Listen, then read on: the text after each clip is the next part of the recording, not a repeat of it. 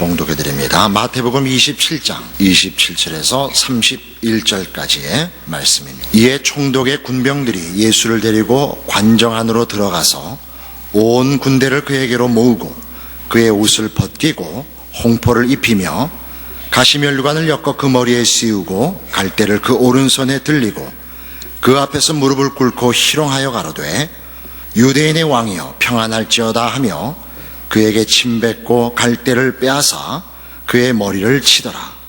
희롱을 다한 후 홍포를 벗기고 도로 그의 옷을 입혀 십자가에 못 박으려고 끌고 나가니라.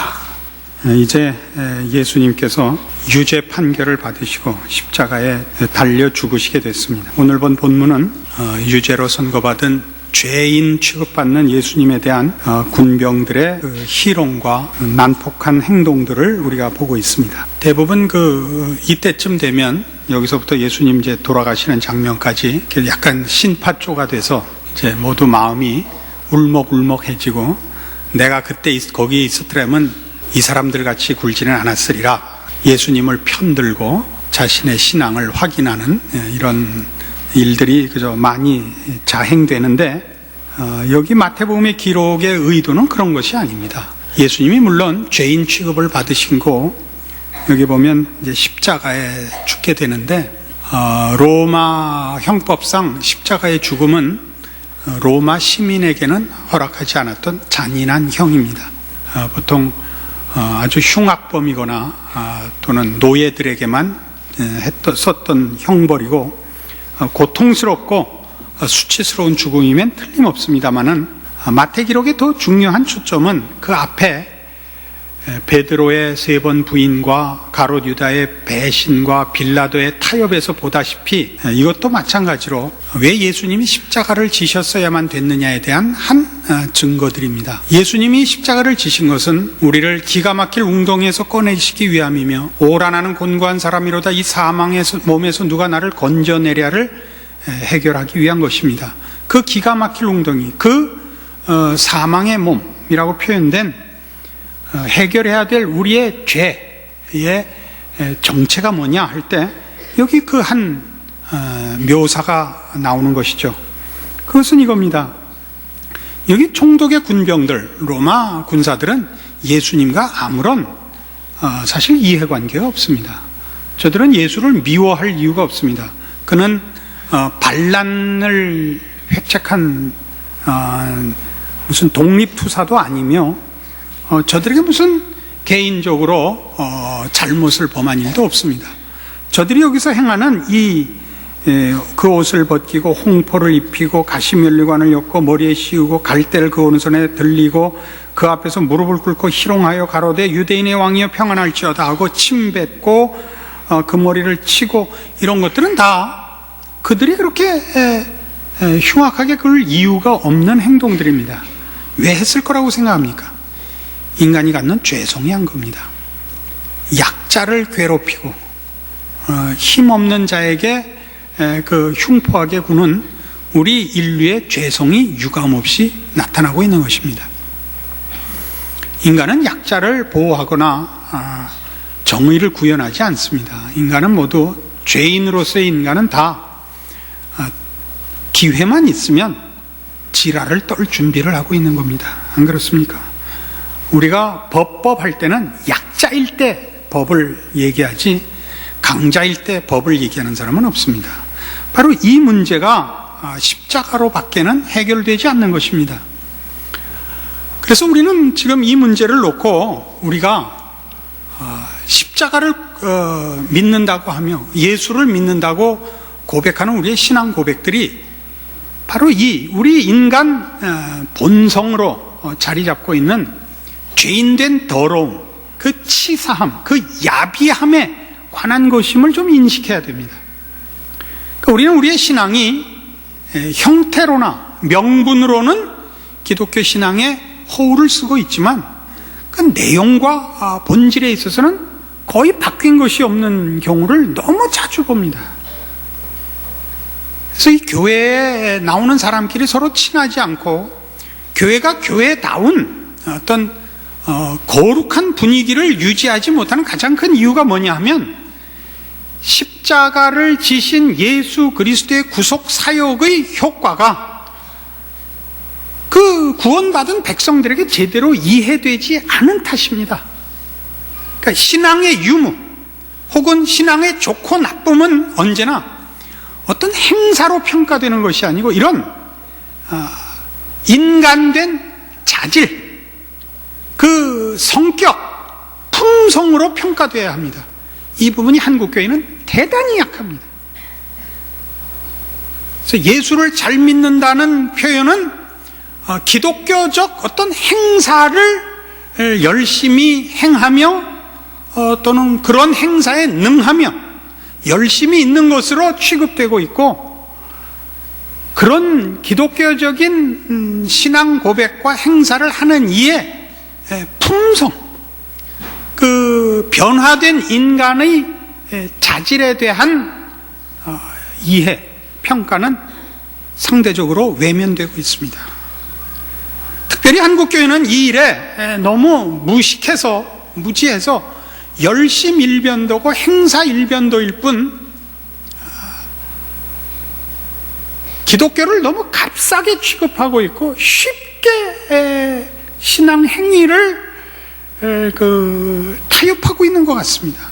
신앙이란 그렇게 만만하지 않습니다. 이 기가 막힐 웅덩이에서 나를 꺼내셨도다, 이 사망의 몸에서 누가 나를 건져내랴라는 고백의 해답을 소유한 그 기쁨과 그 보상이 있습니다.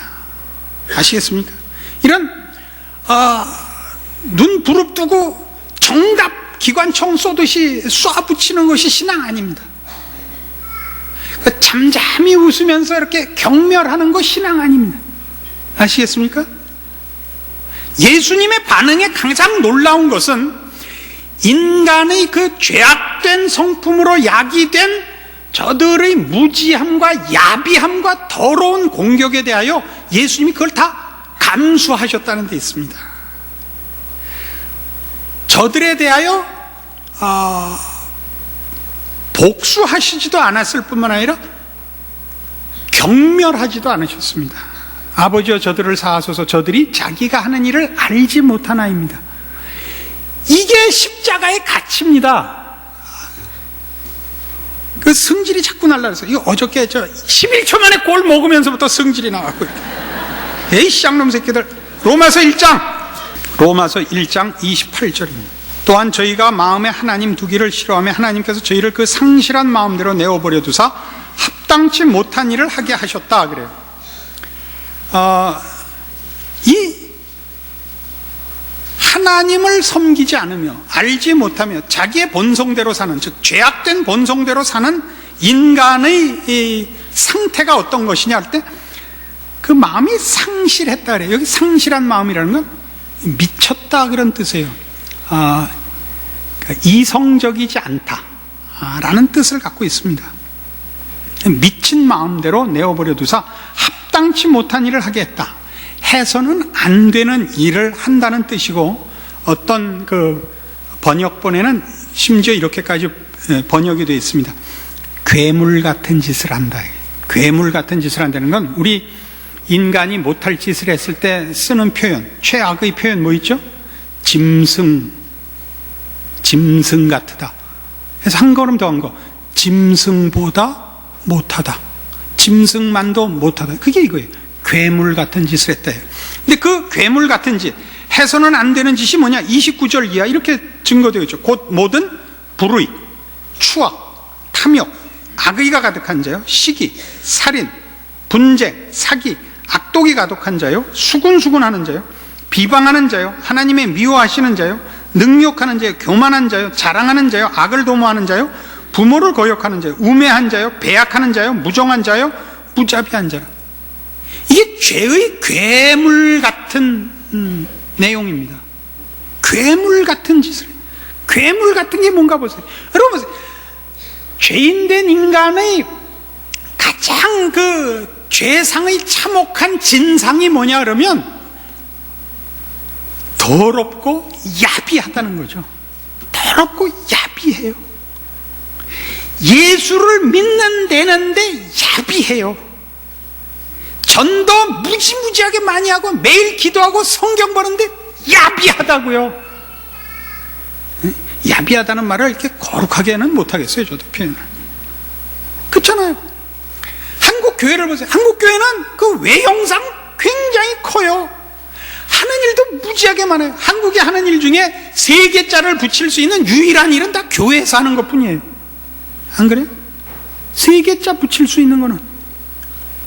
그런데요, 그렇게 이 전 세계를 향하여 유일하게 자랑할 수 있는 한국 교회의 활동상이나 그 무슨 활력, 그 의욕, 에도 불구하고 모든 그 일에 참여하는, 주관하는 자들이나 참여하는 자들이 모두 다 이 야비하다는 이 지적에서 벗어날 수가 없어요. 야비해요. 더러워요. 모자라요. 왜냐고요? 기독교 신앙이라는 것이 죄에서의 구출이라는 것이 뭔지를 다 모르는 거죠. 그 기가 막힐 웅덩이, 그 사망의 몸이라고 표현된 죄상의 진실을 다 모르는 거예요. 지옥 가지 않는 정도가 아니에요. 지옥이 우리 속에 있죠. 우리가 늘 악한 생각을 하잖아요. 여러분 생각 속에 무슨 거룩한 생각과 호의적인 생각과 양보하며 감수하는 생각이 어디 있어요? 사람들이 모이면 하는 얘기를 가만히 들어보세요. 칭찬하는 얘기는 거의 없어요. 모든 얘기가 다 이거예요. 아니, 그게 내가 가만히 있었더니 나중에 아주 수염 뽑으려고 그러더라고. 그래서 내가 참다 마지막에 너 죽을래? 얼굴이 하얘져갖고 아무 소리도 못하더라고. 이게 우리가 하는 자랑들이에요. 우리가 하는 자랑들. 여러분이 있음으로 인하여 어느 누구에게 위로가 됐으며 어느 누구를 격려했으며 어느 누구를 여러분 그늘에서 쉬게 한 적이 있냐 말이에요. 가끔 하죠. 어쩌다 잘난 척을 하죠. 그러면 우리 옛날 속담 있잖아요. 노루 때린 막대기 3년 국 끓여 먹는다. 여러분 자랑이 밤낮 그 얘기 외에 없잖아요. 제가 신앙적으로 가까웠게 사귀는 분이 한 분 있어요. 이분은 하여튼 온 주변 사람들이 욕하는 사람이에요. 근데 그분은 자기는 잘했다고 생각해요. 잘한 얘기를 해요. 그게 딱 하나예요. 딱 하나. 응? 어느 날 길을 가다가 베드로를 만났는데 베드로가 신고 있는 구두가 아가리가 벌어졌더래요. 그래서 구두 사시느라고 200원 줬대요. 그 유일한 거예요. 누구를 욕할 때마다 나는 베드로 신발 사시느라고 200원 줬다가 평생 유일한 자랑이에요. 그리고 자기가 그 나머지 잘못들에 대해서는 전혀 감각이 없어요. 아세요? 이게 우리의 죄의 본성이에요. 이 문제예요. 여러분 모두가 걸리는 문제예요. 뭐 아닌 것 같은 표정을 짓지 마세요. 성경이 이 문제를 지적하고 있다고요. 에베소서 4장에 가보실까요? 17절 이하의 말씀. 신약성경 314페이지 에베소서 4장 17절입니다. 그러므로 내가 이것을 말하며 주 안에서 증거하느니 이제부터는 이방인이 그 마음에 허망한 것을 행함같이 너희는 행하지 말라. 저희 총명이 어두워지고 저희 가운데 있는 무지함과 저희 마음이 굳어짐으로 말미암아 하나님의 생명에서 떠나 있도다. 저희가 감각 없는 자도요 자신을 방탕에 방임하여 모든 더러운 것을 욕심으로 행한대. 더러운 일밖에 할 줄 몰라요. 십자가의 가치는 바로 여기 있는 거예요. 이 더러움에서 우리를 꺼내는 거예요. 모든 더러운 것에서 우리를 꺼내는 거예요. 우리는 유일하게 온유하며 겸손하며 덕을 세우며 거룩하며 격려하며 위로할 수 있게 되는 거예요. 그게 십자가의 가치예요. 예수를 믿어서 얻는 즉각적인 보상이 뭐냐? 여러분 병든 몸이 낫는다든가 뭐 진급을 한다든가 애들이 말 잘 듣는다든가 이런 것이 아니고 즉각적인 보상, 예외 없는 보상은 이거예요. 이 더러움에서의 해방이에요. 이 더러움에서의 해방이에요. 그것을 확인해 본 적 있나요? 세상 사람들이 남들한테 그렇게 악독하게 구는 이유가 뭐죠? 대접할 만한 자격 있는 자가 없다는 생각 때문일 거예요. 아무도 예의로 진심으로 대할 필요가 없어요. 모두가 다 그럴 가치가 없다고 생각하는 거예요. 왜요? 자기 자신이 그러니까. 자기 자신이 믿을만 하지 않고 가치가 있지 않고 대접할 만하지 않거든요. 왜요? 언제나 더러운 욕심 외에는 쏟아져 나오는 것이 없으니까. 자신에 대한 기대와 신뢰가 없죠. 자신에 대하여 절망하고 있죠. 어느 누구에 대해서나 대접을 할 이유가 없죠. 예수를 믿으면, 십자가의 공로를 힘입으면 거기서 변하는 거예요. 비로소 우리는 여기 성경이 기록하는 것 같이 의롭고 거룩하고 참다운 믿을만하고 가치 있는 존재로 변화된 것을 알아요. 우리 속에 꾸정물이 그친다고요. 그래서 남에게 대해서도 잘할 수 있는 거예요. 성경이 말하는 네 이웃을 내 몸같이 사랑하라 라는 말도 안 되는 요구가 가능한 이유는 여기 있는 거예요. 우리의 참된 변화와 하나님의 형상으로 지음받은 하나님의 백성된 그 거룩함에 대한 만족이, 그 기대와 신뢰와 소망이 모든 이들에게 뿜어져 나가며 저들을 그렇게 대할 수 있게 되는 것입니다. 지금 같은 에베소 4장 29절 이하를 보세요. 무릇 더러운 말은 너희 입 밖에도 내지 말고 오직 덕을 세우는 데 소용되는 대로 선한 말을 하여 듣는 자들에게 은혜를 끼치게 하라. 하나님의 성령을 근심하게 하지 말라. 그 안에서 너희가 구속의 날까지 인치심을 받았느니라. 너희는 모든 악독과 노함과 분냄과 떠드는 것과 회방하는 것을 모든 악의와 함께 버리고 서로 인자하게 하며 불쌍히 여기며 서로 용서하기를 하나님이 그리스도 안에서 너희를 용서하심과 같이 하라. 기가 막힌 표현이죠. 모든 악독과 노함과 분냄과 떠드는 것과 회방하는 것을 모든 악의와 함께 버리고, 이게 구원받은 자의 달라진 것입니다.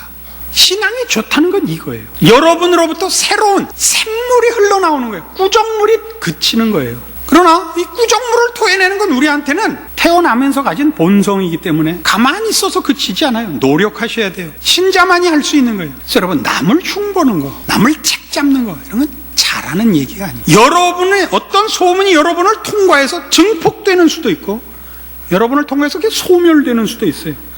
소멸돼야 돼요.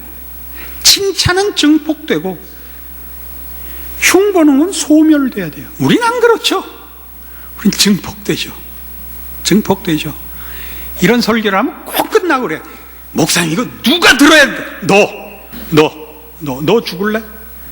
너 5장 1절 보세요. 그러므로 사랑을 입은 자녀같이 너희는 하나님을 본받는 자가 되고 그리스도께서 너희를 사랑하신 것 같이 너희도 사랑 가운데 생활하라. 그는 우리를 위하여 자신을 버리사 향기로운 제물과 생축으로 하나님께 드리셨느니라.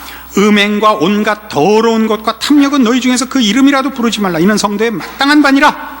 누추함과 어리석은 말이나 희롱의 말이 마땅치 아니하니 돌이켜 감사하는 말을 하라. 너희도 이것을 정령이 알거니와 음행하는 자나 더러운 자나 탐하는 자 곧 우상 숭배자는 다 그리스도와 하나님 나라에서 기업을 얻지 못하리라.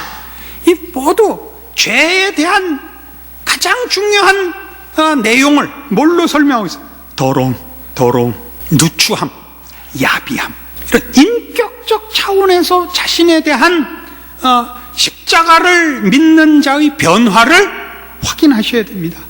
이것이 없다면 우리는 신자가 아닙니다. 이 변화가 없으면 안 됩니다. 그런 차원에서 저는 제일 질색을 하는 게 전도하는 겁니다. 이게 오해하지 마십시오. 저는 시중에서는 전도를 방해하는 자라고 낙인시켰습니다. 왜 그랬는가 오늘 해명을 하죠. 여러분이 어줍지 않게 구원을 이해해서 여러분이 구원받은 신자의 책임을 나가서 전도하는 거라 이렇게 쉽게 넘어가서 바로 이 인격적인 싸움과 거룩을 향한 여러분의 전 성품을 건 싸움이 외면당할까봐 그래요. 이미 작년에 졸업했어야 되는 거예요. 너나 잘해, 이거였잖아요. 전도 같은 거 안 해도 좋으니까 너나 잘하라고요. 전도는 물론 모든 신자와 교회의 1차적인 책임이요, 자연스러운 책임입니다. 생명이 자라날 수밖에 없듯이 증거되게 마련입니다.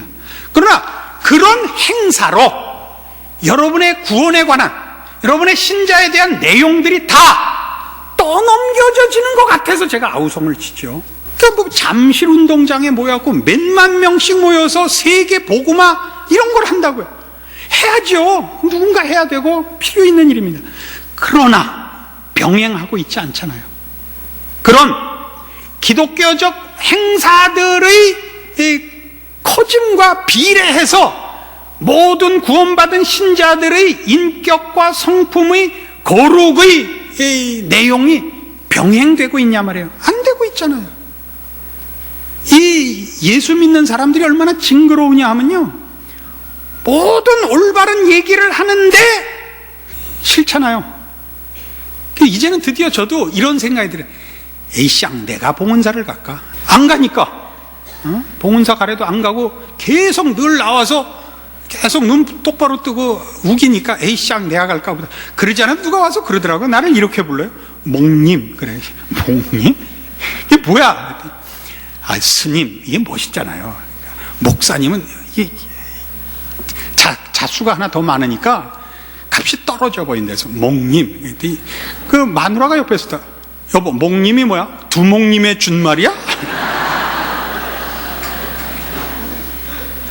목 매달아 죽이려고 목님이라고 부르는 건지. 신앙이라는 거는 성경이 지적한 걸 추적해보면 우리가 떠드는 것과 굉장히 다르다는 걸 느껴요. 예수를 믿으면 처음에도 얘기한 바와 같이 그 보상이 스스로에게 먼저 떨어져요. 남들의 평가 이전에 스스로에게. 살맛이 나야 돼요. 살맛이. 이게 인생이구나. 이게 인간이구나. 하루를 살아도 좋다. 나 거룩하게 산다.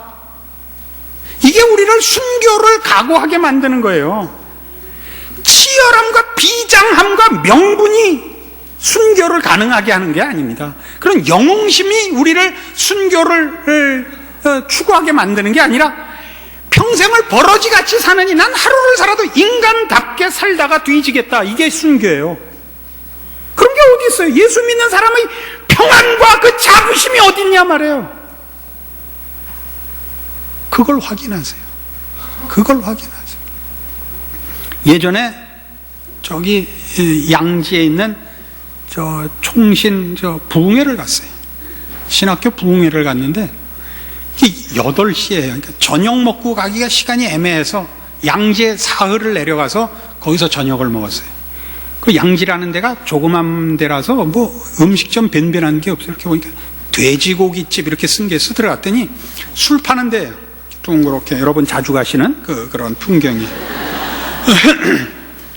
사흘 내내 삼겹살 구워 먹었어요. 그러니까 그 사흘 내내 옆자리에서들 그 술 마시면서 하는 대화를 들었어요. 그 전부 뭔지 아세요? 야, 그 새끼 건 누구 알지? 그 새끼 몇 살이냐? 걔 돼지띠야. 그 새끼 나보다 2살이나 아래구나. 그 새끼 나한테 반말하더라. 사흘 내내 그 얘기 들었어요. 사흘 내내. 야, 그 새끼 몇 살이야? 그 새끼 나한테 지가 언제 봤다고 반말하더라. 하나님 없으면 그것 외엔 따질 게 없어요. 경멸을 해야 되는, 내가 먼저 해야 되는데 내가 받은 데 대한 분함, 내가 먼저 패야 되는데 맞은 데 대한 분함, 이거 외엔 할 얘기가 없어요. 모든 더러운 것을 욕심으로 행해요. 그 외엔 얘기거리도 인생살이에 내용도 없어요. 우린 다른 거예요. 의와 진리의 거룩함으로 지으심을 받은 새 사람이에요. 성경 읽고 기도하셨어요? 변하세요. 인간이 어떻게 변하는가 보세요. 하나님의 형상으로 지음을 받았다는 게 뭔가 보세요. 그걸 고린도전서 13장에서 여러분 늘 보시는 그 사랑장이에요. 이 사랑장을 이런 시각에서 다시 한번 보세요. 신약성경 279페이지 고린도전서 13장 4절입니다. 여태껏 얘기한 불신자들의 이 더러움과 그 야비함을 보셨어요? 신자된 자의 이 다름은 이거예요. 13장 4절. 사랑은 오래 참고, 사랑은 온유하며, 투기하는 자가 되지 아니하며, 사랑은 자랑하지 아니하며, 교만하지 아니하며, 무례히 행치 아니하며, 자기의 유익을 구치 아니하며, 성내지 아니하며, 악한 것을 생각지 아니하며, 불의를 기뻐하지 아니하며, 진리와 함께 기뻐하고 모든 것을 참으며, 모든 것을 믿으며, 모든 것을 바라며, 모든 것을 견디느니라. 사랑 얘기 이전에 거듭난 자의 자리예요. 다르죠? 예수님을 지금 못 박기로 작정한 자들이 이해관계를 떠나서 자신들의 더러움을 토해낸 것과 다르잖아요. 의와 진리의 거룩함으로 지으심을 받은 새 사람의 다름, 온유하며 겸손하며 자랑하지 아니하며 교만하지 아니하며 자기의 유익을 구치 아니하며 상대방을 막대하지 않아요. 무례히 행치 아니하며 불의를 기뻐하지 않고 나쁜 생각을 안 해요. 사랑을 하자가 아니라 구원받은 자의 제대로 된 자리를 지키자예요. 이웃을 사랑하고 원수를 사랑하고 우리를 핍박하는 자를 위해 기도할 수 있는 것은 그것이 하나의 책임이고 덕목이고 이젠 우리의 제2의 본성인 거예요. 십자가로 만들어진 구원받은 자의 심성이라고, 변화된 인간이라고요. 이걸 점검해 주세요. 능력을 점검하시거나 열심을 점검하시거나 명분을 점검하지 마시고 이 속을 점검해 주세요. 이것이 모든 성도들이 누려야 할, 확인해야 될, 그리고 늘 잊지 않아야 될 신자된 점검의 기준들입니다.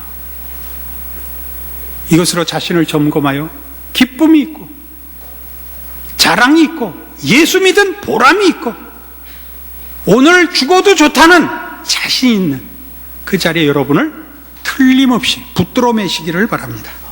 기도하십시다. 하나님 아버지 은혜를 감사합니다. 우리를 모든 더러운 것과 악한 것과 누추한 것과 어리석은 것과 야비한 데서 구원하셔서 거룩하며 의로우며 진실되며 자랑할 만하며 사랑할 만한 자리에 세우셨습니다. 이 구원받은 성도들의 지위, 그 영광 놓치지 않는 저희들 되게 하사 우리의 신앙 고백이나 우리의 신자된 인생은 그리스도를 모신 성도의 거룩함으로 이어지는 인생이 되게 하여 주시옵소서. 예수님 이름으로 기도합니다. 아멘. 마태복음